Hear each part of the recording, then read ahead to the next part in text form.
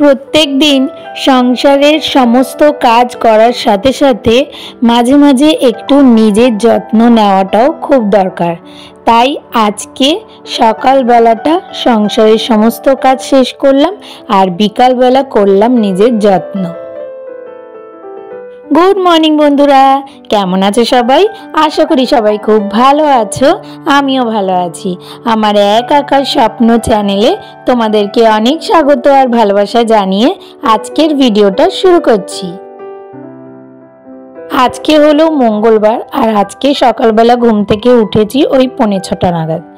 আমাদের না কি হয় বলো তো, সকালবেলা ওই 5টার সময় ফোনে অ্যালার্ম দেওয়া থাকে, যেহেতু রনরও ওঠার থাকে আর আমারও ওঠার থাকে। তবে আমি একটু আধ ঘন্টা বাদে উঠলে হয়, কিন্তু রনর যেহেতু তাড়াতাড়ি ওঠার থাকে তাই ও 5টার সময় অ্যালার্ম দিয়ে রাখে। কিন্তু ও না শুনতে পায় না, কানে আওয়াজ হচ্ছে বা অ্যালার্ম বাজে, আর সেই অ্যালার্মটা শুনতে পাই আমি, আর আমার তখন ঘুমটা ভেঙে যায়। কিন্তু যেহেতু ভাবি যে আরও আধ ঘন্টা বাদে উঠলে আমার অসুবিধা নেই, তো তখন না এই উঠবো করতে করতে, আর তার মধ্যে এখন যেহেতু শীতের বেলা বুঝতেই পারো, মানে বিছানা ছেড়ে সহজে নামতে ইচ্ছে করে না, তো এই করতে করতে আর কি দেরি হয়ে যায়। আর শীতকাল জানো তো আমার খুব প্রিয় একটা কাল, কারণ শীতকালে খেয়ে শান্তি, জামা কাপড় পরে শান্তি, ঘুমিয়ে শান্তি, যে কোনো জায়গায় ঘুরতে গিয়ে শান্তি। কিন্তু শীতকালে একটা জিনিসই প্রবলেম হয়, সেটা হলো এই সকালবেলা ঘুম থেকে ওঠাটা। তবে একবার উঠে যেতে পারলে তারপরে কিন্তু আর কোনো অসুবিধা হয় না, নর্মালি কাজকর্ম শুরু করে দেওয়া যায়। তো যাই হোক, রিশানকে ঘুম থেকে তোলার আগে যতটুকু সময় ছিল তার মধ্যে ঘরটা ঝেড়ে মুছে নিলাম, আর তারপরে রিশানকে ঘুম থেকে তুলে ওকে জল বিস্কুট দিয়ে তারপরে এদিকে চলে আসলাম রান্নাঘরে। আর রান্নাঘরে ঢুকেই সবার প্রথমে দেখলাম যে কাউন্টার টপের ওপর বেশ কতগুলো বোতল আমার দিকে তাকিয়ে বসে আছে যে ওর মধ্যে জল ভরতে হবে।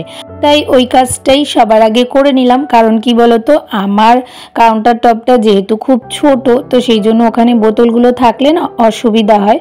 তাই ওই জলগুলো ভরে নিয়ে তারপরে এদিকে আজকে রান্না করব একটু বাঁধাকপি আর তার সাথে সোয়াবিন। তো সেই জন্য বাঁধাকপিটা সিদ্ধ বসিয়ে দিলাম আর এদিকে বসিয়ে দিলাম সোয়াবিন সিদ্ধ।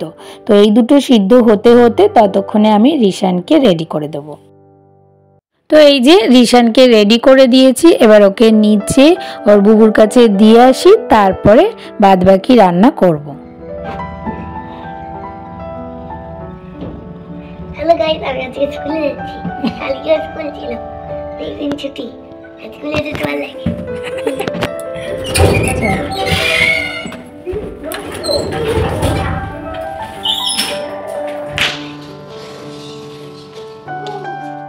তো রিশানকে নিচে দিয়ে এসে তারপরে দেখলাম যে সোয়াবিনটা সিদ্ধ হয়ে গেছে, তাই ভাবলাম যে আগে সোয়াবিনের তরকারিটা বসিয়ে দিই। আজকে যেহেতু নিরামিষ, তাই সোয়াবিনটা নিরামিষ করেই করব।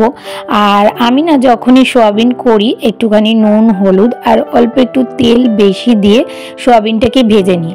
আগে না এরকমভাবে ভাজতাম না, তো আমি মশলা কষিয়ে ওর মধ্যেই সোয়াবিনটা দিয়ে দিতাম, কিন্তু দেখতাম কি সোয়াবিন থেকে জলই মানে বেরানো কমে না, আর স্বাদটাও খুব একটা ভালো হয় না, মানে মাখা মাখা ব্যাপারটা না কিছুতেই আসতো না।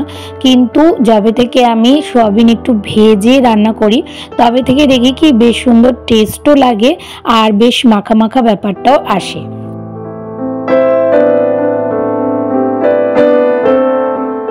আর আমি না জানো তো বাঁধাকপি সবসময় একটু ভাজা খেতে ভালোবাসি।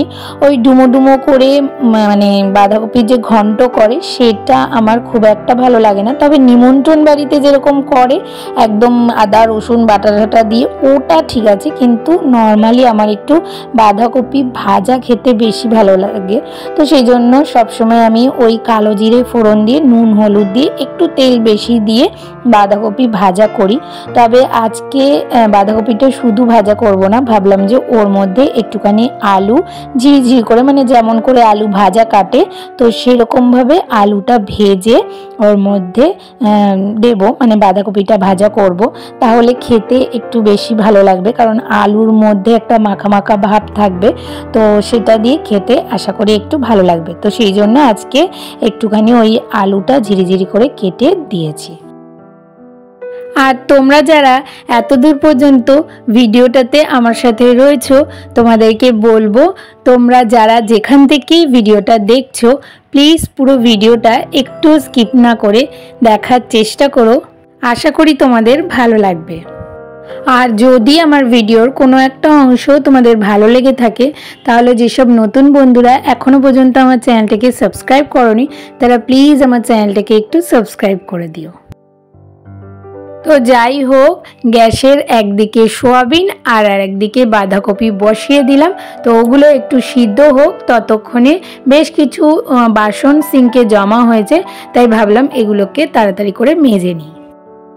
আর আমাদের গৃহবধূদের প্রত্যেক দিন সকাল থেকে রাত পর্যন্ত দেখবে ওই একই কাজকর্ম, আর সেগুলো কিন্তু আমরা একাই করি, আর এই চারটে দেওয়ালের মাঝখানে থেকে। তো সেই জন্য মাঝে মাঝে দেখবে আমাদের সংসার করতে করতে নয় শরীর খারাপ লাগে, না হলে মন খারাপ লাগে। মন খারাপ লাগলে শরীর খারাপ লাগে, আবার শরীর খারাপ লাগলে মন খারাপ লাগে। কারণ মন আর শরীর দুটোই কিন্তু দুটোর সাথে খুব ওতপ্রোতভাবে জড়িত। তো সেই জন্য আমাদের মন বা শরীরকে যদি ভালো রাখতে হয় তাহলে কিন্তু আমাদের কাজকর্মের সাথে সাথে আমাদের নিজেদেরও একটু যত্ন করার দরকার। কারণ আমরা মেয়েরা সত্যিকারের কাজকর্ম সংসারকে যেমন ভালোবাসি, তার পাশাপাশি কিন্তু আমরা নিজেদেরকে সাজাতেও কিন্তু আমার মনে হয় বেশিরভাগ মেয়েরাই ভালোবাসে। তো সেই জন্য কাজকর্মের সাথে সাথে যদি আমরা আমাদের নিজেদের একটু যত্ন করি তাহলে দেখবে আমাদের মনটাও ভালো লাগে, আর মন ভালো লাগলে কিন্তু শরীরও খারাপ হয়েছে বলে মনে হয় না। তো সেই জন্যই না আজকে ভেবেছি সংসারের কাজকর্মগুলো করার পরে নিজের কিছু যত্ন সেগুলো করব। তো এদিকে দেখো আমার সোয়াবিন আর বাঁধাকপিটা হয়ে গেছে, তবে বাঁধাকপিতে না আমি লঙ্কা দিতে ভুলে গেছি। তো সেই জন্য আবার পরে কড়াইয়ের মধ্যে লঙ্কাটা কিছুটা ভেজে নিয়ে তারপরে এই যে এখন এর সাথে মিশিয়ে দিচ্ছি। তো এদিকে তো রান্না আমার কমপ্লিট হয়ে গেছে, কিন্তু সকালের কি টিফিন করব সেটা না কিছুতেই বুঝতে পারছিলাম না, জানো তো। প্রথমে ভাবলাম যে চাউমিন করব, কিন্তু আমাদের বাড়িতে আবার চাউমিন ওই ডিম পেঁয়াজ ছাড়া কেউ খেতে চায় না, নিরামিষ চাউমিন কেউ খাবে না। তো সেই জন্য কি করব, তখন মাথায় আসলো যে একটু রুটি করে নিই, কারণ ঘরে বেশ কিছু মিষ্টি আছে, তাহলে রুটি দিয়ে মিষ্টি দিয়ে খাওয়া হয়ে যাবে, আর রানকেও টিফিনে ওটাই দিয়ে দেবো, ও খুব ভালোভাবে আনন্দের সহিত খেয়ে নেবে।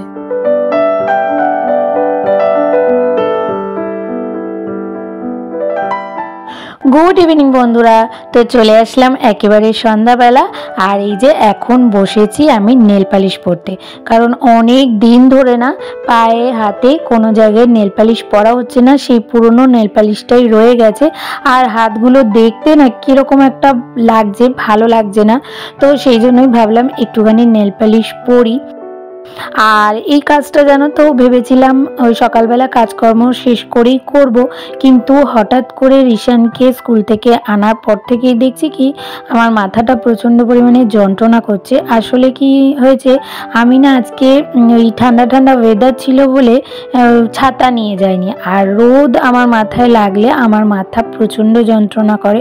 তো ওষুধ খেয়েছি, বাম লাগিয়েছি, তাতেও না কিছুতেই কিছু হচ্ছিল না। তারপরে দুপুরবেলা যখন একটু ঘুমালাম তখন আমার মাথাটা একটু ছেড়েছে। তো এই জন্য এখন সন্ধ্যাবেলার সমস্ত কাজ কমপ্লিট করে একটুখানি নেল পালিশ পরে নিলাম।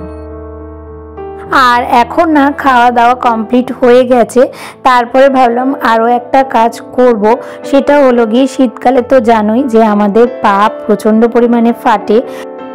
তো কয়েকদিন ধরেই না এখানে ওখানে অনেক জায়গায় এই ভিডিওটা দেখছি যে এরকম একটা প্রদীপের মধ্যে তেল নিয়ে তার মধ্যে 1 কোয়া রসুন, একটু কর্পূর আর অল্প কয়েকটা লবঙ্গ দিয়ে ভালো করে তেলটাকে গরম করে নিয়ে তারপরে সেটা পায়ে লাগালে নাকি খুব ভালো কাজ হচ্ছে, মানে পা ফাটা কম হচ্ছে।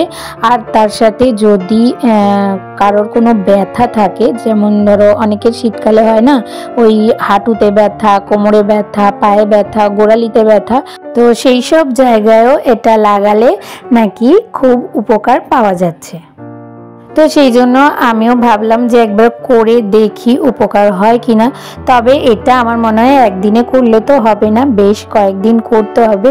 আর আমি না ভেবেছি দুপুরবেলা রাত্রিবেলা শোয়ার সময় এই কাজটা করব, কারণ তখন তো আর কোনো পায়ে জল লাগার ব্যাপার নেই, তো তখন করব। আর যদি রেজাল্ট ভালো হয় অবশ্যই তোমাদের সাথে শেয়ার করব। আর তার সাথে ভিডিওটা আমি এখানেই শেষ করব। তাহলে আজকের ভিডিওটা তোমাদের কেমন লাগলো? ভালো লাগলে একটা লাইক, কমেন্ট, শেয়ার আর সাবস্ক্রাইব করে পাশে থেকো। আর নোটিফিকেশন বেলটাকে অবশ্যই অন করে অল করে দিও। তাহলে দেখা হচ্ছে নতুন একটা ভিডিওর সাথে। ততক্ষণের জন্য তোমরা সবাই খুব ভালো থেকো, সুস্থ থেকো আর অনেক অনেক স্বপ্ন দেখতে থাকো।